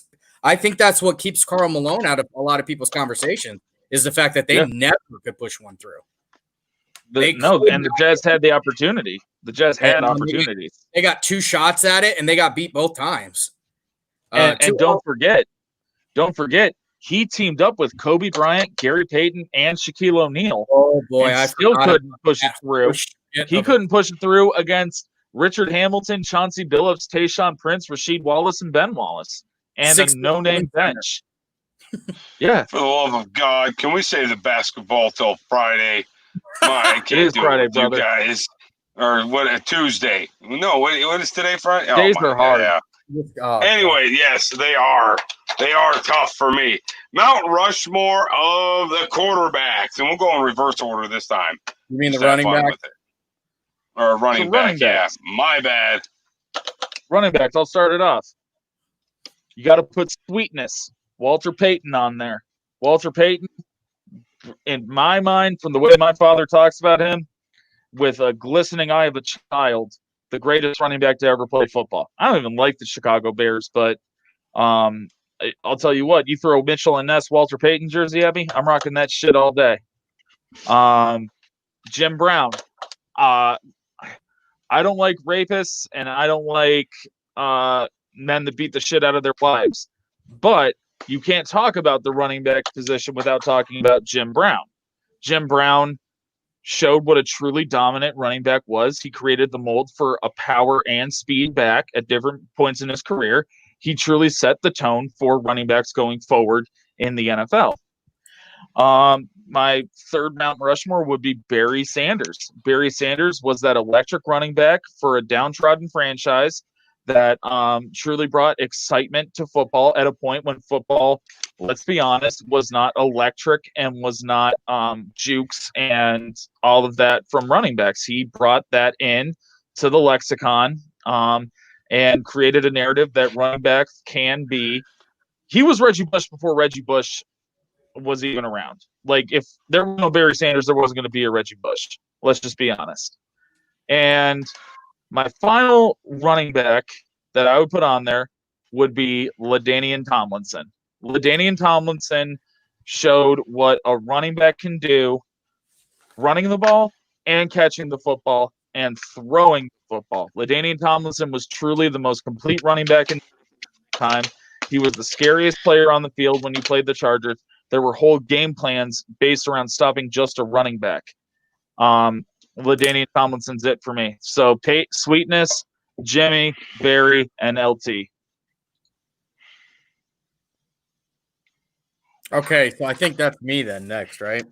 Yeah, that's you, baby. All right, so my prerequisites for my running back is, and this is going to kind of remain true through all of mine, through all of mine is I have to have watched you play. If I did not watch you play, you can't. I'm not putting you on my Mount Rushmore because I can't judge you off highlights or stats. I need to have watched you play. So that Jim Brown's not on my list. So my number one, the biggest head on my Mount Rushmore is Barry Sanders. As far as I'm concerned, Barry Sanders is the best running back to ever play football. That's it. You can argue, you can bitch, you can moan. It's not going to change. Number 20, Barry Sanders, best to ever play the game.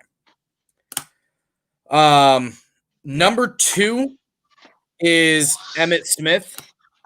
I think Emmitt Smith was one of the greatest of all time as well. Great during one of the hardest runners I've ever seen. Really anchored those Cowboys teams of the 90s. Played for absolutely ever. And for somebody who got as many touches as he did, for him to have that long of a career is pretty amazing. Number 3 is Marshall Faulk. Good one.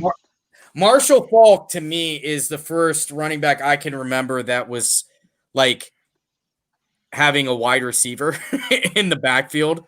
Like he was as dangerous catching the ball as he was running the ball. And my God, was he fast. He's part of probably the most entertaining offense I can think of. That Greatest Show on Turf was just fun to watch. I didn't even like number 20, and that's why I picked that number, because Barry Sanders was my guy. But Marshall Faulk, like I said, he could catch, he could run. That St. Louis Rams team with Isaac Bruce and Torrey Holt and Mark Warner, Kurt Warner. Really fun to just watch them play. You know what I mean? It was like watching a video game. And then my 4th is Ladainian Tomlinson, because Ladainian Tomlinson, I think, is just a better version of Marshall Faulk. I think he took everything Marshall Faulk did, improved on it, including how tough he was and how much he could catch. So my 4 in order: Barry, Emmitt, Faulk, LT. That's my Rushmore. And I hate Jake Newsom right now because he called me out on my shit. It's not totally true, but partially true. There's no way. First of all, there's no way. Hold on! Just hear me out, right? So, number 1, Barry Sanders, all day long, in my opinion, Barry. Then I'm going to go to Tomlinson. Love Ladainian in San Diego. He was a beast. You just never knew what was going to happen. Then I'm going to co-sign with you, Sammy, with Emmitt. And ends with the fridge. No, I don't end with William Perry. No.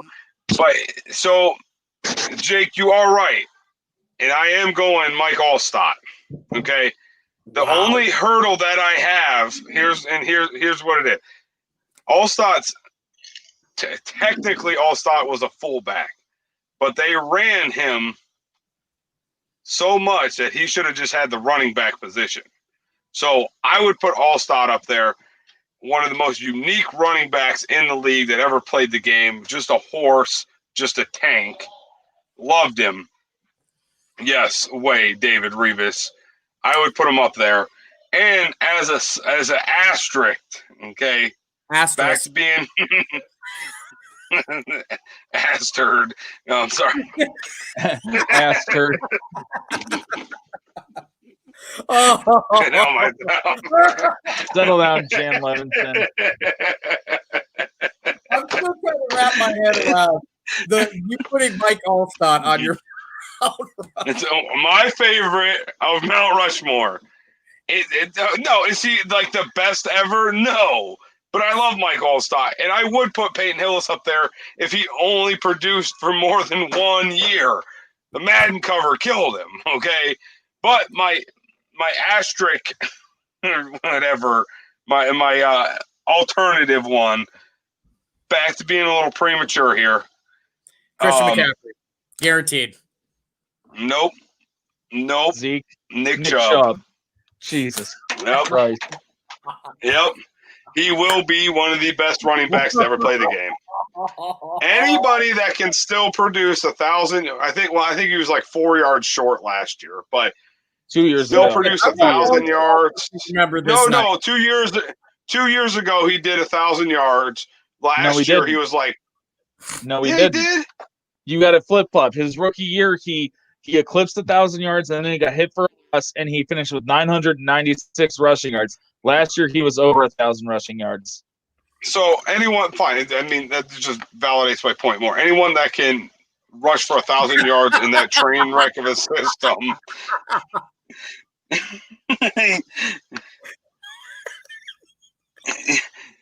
Yes, he is, Terry.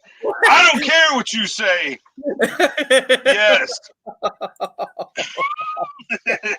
Listen, I want you guys to remember this because I get accused of having horse shit hot takes. That might be the horsest of the shit and the hottest of the takes I've ever heard. Listen, it's my own agenda. That's who I would put up there. Oh, can't even put that one up there. I got to do it. I got to do it. Okay, so first, that is not fair. It is my own take. This is my segment of the show.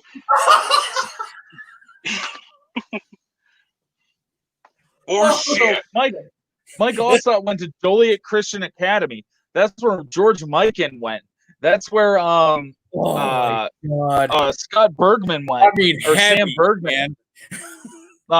That's where Kobe Fleener and Rudy Rudiger went. Rudy from friggin' Rudy, bro. He ain't even in the Mount Rushmore is top school, bro.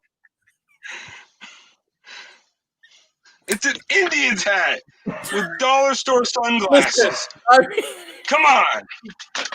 I can't even wear my glasses. Here. You got Chief Wahoo on, bro. You ain't even sensitive. It has been a hell of a night, man. It has been a hell of a night. Asheville Little League. Oh, and by the way, I meant to thank Jake because he put out a banging post on 50 years of the Asheville Little League, and I could not help but watch that entire thing. That was amazing. I don't know where you got that from, Jake. I watched that as well. I watched the whole thing. Yes. Start to finish. Yeah. Just start to finish. Could not help it. The late, great Joe Pete, God rest his soul. Giant, like big, influence. I know for a fact to me, but I'm sure to you guys too. Because Joe Pete was Ashtabula Sports Talk. Just doing it, man, with the Kent State just channel. Doing it. It was great. Dungi Prashano out there talking fire about that Little League World Series team. Mm-hmm. Dungi Prashano. Jesus Christ. If you don't know Dungi Prashano, then you didn't play Little League baseball. If you don't know Dungi Prashano, you ain't from Ashtabula. That's a truth right there. That is the truth. He's a legend. If you were never at the KFC across the street from the Ashtabula Mall on a Saturday and you didn't see Dungi Prashano at the old buffet that they used to have sitting and eating with his on, you ain't from Ashtabula, bro. I don't trust you. Listen, if you don't know Doogie Prashano, that means you probably weren't a talented athlete during the late 90s and early 2000s. Because if you were a talented athlete, he knew who you were. If you don't know Doogie Prashano, your parents didn't love you. All right. Second to last, Mount Rushmore wide receivers. And by the way, audience, you are welcome to join in anytime. All right. Can I start it off? Oh, God. Here we go. Yeah, sorry. All right. But yeah, you can. I was reading comments, but you can join the audience or you can join in anytime to let us know your top 4 wide receivers that would be on Mount Rushmore. Go ahead, Tom. Wide receivers. I didn't go controversial here. I really didn't. I went kind of vanilla. You can call me Vanilla Rice because last name's Roth and Ice put it together for all my goalies out there. So Jerry Rice, number 1. But you got to have the cornrows on him. You got to have okay. Terrell Owen, but you got to have him crying, and that's my quarterback etched under him. All right, that's a caveat. Larry Fitzgerald, again, cornrows and a look of sadness on his face because he realized Carson Palmer's throwing him the football. And my final Mount Rushmore head for receivers, and it is going to be controversial. I take it back. Rob Gronkowski. He's a tight end. Receiver. He's a receiver, just like Mike Allstott was a running back. Ryan, don't hit me with that horse shit. You put a fat white guy at a running back Mount Rushmore. Rob Gronkowski is a wide receiver that has the body of a Greek god and a tight end. The best you could give him is a hybrid tight end. That's it. Anything more than that, he's a tight end. He's still caught more touchdowns as a tight end than many have in their entire careers as wide receivers. So all I'm going to say is that boy belongs on Mount Rushmore for receivers, and he truly does. Gronk revolutionized the game at tight end. You just proved my damn point, you asshole. Because he brought wide receivers back being tight ends. Okay. No, I'm not when putting Tony Gonzalez left, there. When Tony Gonzalez left, there was a hole, and Gronkowski filled it. He sure as hell did. I'm gonna tell you. As a tight end, but yeah, Sammy, your turn. Oh God, GOAT. Yeah, that's Rob Gronkowski, a GOAT, the greatest of all time.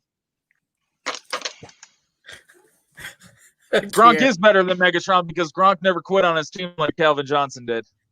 Listen, you are high as a giraffe's ass. I just don't understand. Not tonight. What is going Not on tonight. Oh my God! I got Mike Allstott on one list, and I've got WWF freaking Rob Gronkowski on the next. All right, again. So, listen. My prerequisite for my list is I had to have watched you play. So that's gonna get rid of any receiver before 1991. The first is to me the greatest receiver of all time, Randy Moss. To me, he will always be the greatest of all time. I think that goes without saying.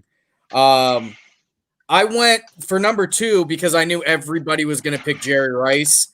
I picked his counterpart. In Chris Carter. Chris Carter's on mine. I think Chris Carter was the probably the best hands ever. Here. Sammy, can you clarify something? What is mankind? Jake said I look like Mick Foley. What is that? No, Who's that? Give me a minute. Is he a football player? So Randy Moss, Chris Carter. Number 3 is Calvin Johnson. Megatron is, I think if Megatron doesn't retire early, we might be talking about him as maybe the best that ever played. If he didn't retire early. There's absolutely no way to cover him. There is something about Detroit that they just destroy Hall of Fame players. like ruin half their career. And then my fourth, I might catch some shit for this, but it's really, because of my childhood, is Michael Irvin. I think Michael Irvin was probably during that time definitely my favorite receiver. But as much talent that was on that Dallas team, he separated himself. So Michael Irvin. Those are my Michael Irvin, man. That dude was a beast. That was the only dude that could rail like 12 lines of coke and go out there and catch 4 touchdowns. But the thing is Michael Irvin, I think people take for granted how absolutely ridiculously strong he was too. Wasn't he a tight end in college? If you want to see how strong he was, watch what happened when people tried to stuff him at the line. In a time where in an NFL where defenders actually got away with a lot more than they do now. Like you could get right underneath their pads and shit. And Irving, on a very regular basis, used to literally throw people off of him. So, and probably one of the nastiest crack blockers of all time. Next to Terry Haynes. Terry Haynes is the hardest crack blocking wide receiver that's ever played next to I take it back. James Callaway is the hardest crack block receiver in the history of Lakeside. Ever. Ted Ginn Jr., bro. Ted Ginn Jr. Ted Ginn Jr. was just crack fast. block. Crack block. You ever seen that block he threw? God damn. I watched James Callaway crack block somebody and they almost shit their pants right there on the field. Funniest thing I've ever seen. And then he got up. As he got, the worst part about it is when you would get up from getting crack blocked, he would have that smug smile on his face, and you're ready to just kill him. Just ready to kill him. But he was good at it. Wasn't there a Lakeside athlete that actually did shit their pants at one time? Oh, I'm sure. After a track meet? After a track meet? I believe so. Ryan, what's got a poop? All right, I'm going. No, Joe Jaravicius is not on my list. Okay, but I'll start from the bottom to the top. I'm going to go Chris Carter. Love watching him in Minnesota. Number two, and honestly, this guy, I used to love watching him catch passes from Peyton Manning, was Marvin Harrison. He was one of my favorites to watch ball out. And then the greatest show on turf, Torrey Holt, one of my favorite wide receivers. And then just co-signing with the rest of you guys, Jerry Rice. Cannot help it. But Jerry Rice. Yeah, we're all reading the comments. Yeah, no, yeah. Jerry Rice is Jerry Rice, I think, is definitely the best hands of all time, right? I think we can all agree on that. Yeah, I mean, he caught pretty much anything that got thrown to him, But I guess from what I gather, I didn't really pay too much attention to Rice until like the very end of his career. And I'm talking about Oakland Raiders, Tim Brown, and Jerry Rice. That Jerry Rice. Seattle Seahawks, Jerry Rice. When he played for the Seahawks? No, this is before that. And even by then he had lost a step. But I guess what people talked about was, he ran crazy routes, but I guess he was in the best shape. So he could go like full go for an entire game. And I've never heard that about anybody else. Except I take it back. The only other person I'd ever heard that about, that their conditioning was so out of this world, it made it difficult for them to be covered, was Hines Ward. And Hines Ward is another one people just loved. I never heard that about Terrell. I never heard that. The worst part about Hines Ward is he would run 80 yards down the field, full go, full sprint, get crack hit, man. Get up, and he still had that shit-eating grin on his face, no matter what. Could not take the smile off that guy's face. It was almost pretentious in a way. Yeah, you know what I mean. And that's what was so cool about him. Even though I hated him. Yeah, I did like Ocho Cinco, but he just, I don't know. It's just not the same as the other guys for me. Ochocinco's mouth was too loud, man. Yeah, That too. Ochocinco was. You know, another thing I didn't realize is Ochocinco was small. I didn't realize how small he was. All right, last but not least, I really think this is going to be interesting. So it's the Mount Rushmore of defensive players. And what that means is there's no specific position. Yes.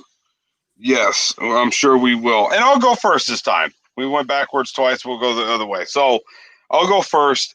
One of my favorite players was Reggie White. I didn't get to see a lot of him play, but when he played, that man balled on the line. Reggie I'm going to White. go in my number. What's that? Reggie White's a good pick. Right. My number 2, or well, I guess however you want to look at it, on Rushmore was Ed Reed. I hated him because he was Baltimore, but could that man lay a lick? He would knock somebody out in a heartbeat and not care. You guys' name? Yes. My next one, and as much as I hate the Pittsburgh Steelers, I don't hate them. I respect them. The same thing Sammy said. I just dislike them. Troy Polamalu. Troy Polamalu was a man that was always in every corner of the field. You never knew what he was going to do, whether he was going to jump over the center and block the kick, or whether he's going to lay a lick on you when trying to catch an in route or a post route. I don't know, whatever it's called. You just never knew what was going to happen. And I hate to do this one too, but he was an animal. Ray Lewis. Ray Lewis was part of every defensive play Baltimore played in his prime. He was the best there is, the best there was, and the best there ever will be. But killed the guy. That's my opinion. Did he? Yeah, well, got away with it. And then converted to Christianity, and it was all okay. Well, so yeah, Singletary, Reggie White, Taylor a lot. I thought about Taylor, but the thing is, I'm kind of with Sammy on it. I don't really like to use players I didn't get to see, and Reggie White was a stretch for me, but I still remember watching him play when I was a young kid and just remember, like, good God, is that man a beast? But the rest of them are all closer to my era, so I'm sure there's others that could be out there. Yeah, Sean Taylor. Man, you know what I forgot about, too, now that I'm thinking about it? He was an animal. God rest his soul, Junior Seau. I forgot about Junior. He was yeah. All right, so I'm going to go. My first one on my list is going to be purely based on my love for him as a kid. And he is a Pittsburgh Steeler, which is what makes it even crazier. But Greg Lloyd. Greg Lloyd doesn't get a lot of credit. Greg Lloyd is one of the best linebackers to ever play football. He is definitely my favorite Pittsburgh linebacker, and God knows that they've had a ton. Greg Lloyd, I think, was super underrated. He's one of the hardest hitters he's one of the first guys I can remember that was so fast that he hit people hard. Like, he was so fast. Him and Kevin Green just terrorized people on that Pittsburgh team. So Greg Lloyd is going to be on there. That's my we'll call him the teacher's pet position. Number 2 is Ray Lewis, because I think Ray Lewis is probably the best linebacker to ever play the game. I'm pretty sure Ray Lewis is probably the best inside linebacker to ever play. Number 3 is another Baltimore Raven. Ed Reed is probably the best free safety to ever play the game. There's nobody could do what Ed Reed did. Nobody. Absolutely nobody. And then my last one is a guy that everybody forgets, but was an absolute monster.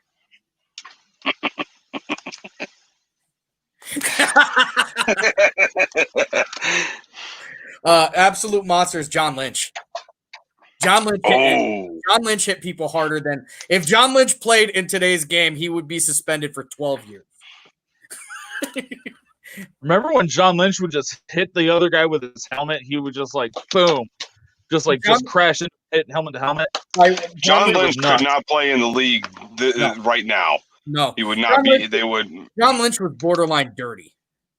Yeah, and I'll tell you what. So I went between for my pick with Greg Lloyd. I went between him and Patrick Willis because Patrick Willis retired too early. I think Pat Willis, had he had a full career, would have went down as one of the best linebackers to ever play too. But yeah, I'm sticking by my Greg Lloyd pick. I don't care. Yeah. So one thing I'm gonna throw out there, Joe Rich, you've thrown out. Do you even know who Jack Tatum was? I know who Jack Tatum was, and I know that he paralyzed Daryl Singletary from the chest down after a dirty ass hit. So I don't really acknowledge guys that do shit like that. So he isn't going to be on my Mount Rushmore, unfortunately. He was a great player, but Jack Tatum literally paralyzed. Not going to do that. He'd be on there if he didn't paralyze the guy. But my Mount Rushmore would be Reggie White, the Minister of Defense, Mean Joe Green from the Pittsburgh, Deion Sanders, because Deion was primetime, man. He was just primetime. You know, you tuned in, you watched Deion Sanders. Oh, God. I think you're right about Deion. I think you have to put Deion on there. And I almost did, but I just couldn't. I couldn't for some reason. And my favorite, and he's my favorite defensive player of all time, Lawrence Taylor. Lawrence Taylor was a beast. Listen, I didn't really watch him either, but I've watched videotapes that my dad has. I've watched interviews with him. I've watched highlights on YouTube. I've watched people talk about it. I've read Sports Illustrated articles. That man was probably the baddest MFer on the planet during the time he played football. He was feared. And you put Lawrence Taylor on, and let's not forget, he also played Shark Laveau in Any Given Sunday, which was a transcendent role. Yeah. So, coached by Jim Brown as Montezuma Monroe. He doesn't have strokes, he gives them, lest we forget. So yeah, Reggie White, Lawrence Taylor, Mean Joe Green, Deion Sanders. It's my defense Mount Rushmore. If I had to put in like an asterisk or an asterisk in there, I put in Deacon Jones. Deacon Jones was a beast. I think I'm going to go back. I think I'm going to have to put Deion Sanders on mine too. I feel like I am remiss for not having him on mine. So Deion Sanders obviously going to have to take the place of my good friend Greg Lloyd. We're going to just drop him just like that so you can get out of the all-star column? No, because the problem is Deion Sanders might be the best corner to ever play. And the fact that he only made one list is freaking awful. That's pretty bad. So I think it's the Mount Rushmore. So greatest players. Yep. Whatever. All right, boys. 10:30 it is. Great show. It's been fun. It's been real. It's been real fun. But I'm going back upstairs. Probably going to eat some more pasta salad because it was banging. All right. That's like the third bowl, bro. You must love that pasta salad. Does that have pepperoni in it? No, just straight up ham and cheese, baby. Oh, then you're living. It's kind of like a keto diet, though. It's more ham and cheese and less pasta. Hey, there you go. He just said you just gotta get rid of the pasta.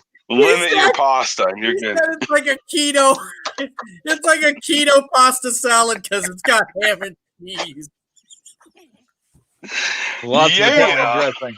Wishbone Italian Lots dressing. of Italian dressing. There's no way this is real life. Oh God. God.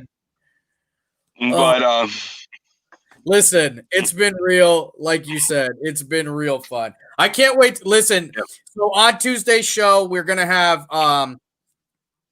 St. John's head coach, Bob Doggett and Marcus Parker. They're going to be talking about some upcoming St. John football this year. Do not miss Marcus it. is the wide receiver D-back coach there, too. And Just so wide receiver everyone knows. back coach. So it's going to be a great show. Definitely, you're going to want to tune in by at least 9:30 because that's when those guys get in. Obviously, we'll have some fun to talk about beforehand, too. Yep. Don't forget on the bottom there, you see it scroll across. What that is for, if anyone can help out, the Lakeside Junior High football with practice jerseys and equipment. That is the money sign T. Henton Cash App, or you can make checks payable to Lakeside Goal Line Club and get those to Terry Henton. He'll be able to get that where it needs to go. We did raise earlier when we talked about it $300 in about 10 minutes. So we need they need a total of 20 donations at $100 a pop. So help us out, spread the word. That way we can get it taken care of. So it's something that he doesn't have to worry about anymore. So don't forget about that, guys. Anything from you, Tom, before we get out of here? Not really, man. I think it was a great show. Good fan interaction. Just had a great time. Yeah, Is there Terry, we'll something I get should that say? 100 over to you in the next day or so. Yep, coming up to you, Terry.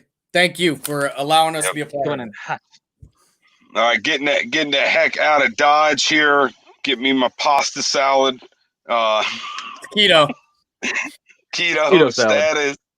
Woo! We'll see you guys on Tuesday. Big show. Can't wait to have you guys on. Can't wait to see everyone. Tune in. See you then. Ryan, I'm getting out of here. I'm out. Out of here, boys. Have a good one. Big deuces. Rebound taken by Iguodala. Iguodala to Curry. Back to Iguodala. Up for the layup. Oh, blocked by James. LeBron James with the rejection. Cleveland! This is for you! Come here to cleanse your soul. Yeah, 4-4 and go. That other getting old. We got Sam right in time. This is a sports octagon. Sports for forever and beyond. Spend it with Sam right in time. From the puck to the glove to the pigskins high. Share all of your thoughts, just let it ride. Down the baseline in the bleachers, or you wanna get denied. Yeah, share all of your thoughts, just let it ride. 4-4 and go. Come here to cleanse your soul. Yeah, it's 4-4 and go. Come here to cleanse your soul. The Browns Super Bowl contenders. Hey, listen, when we start talking about what wins Super Bowl, we talk about talent. The Browns, they have the talent. They have it.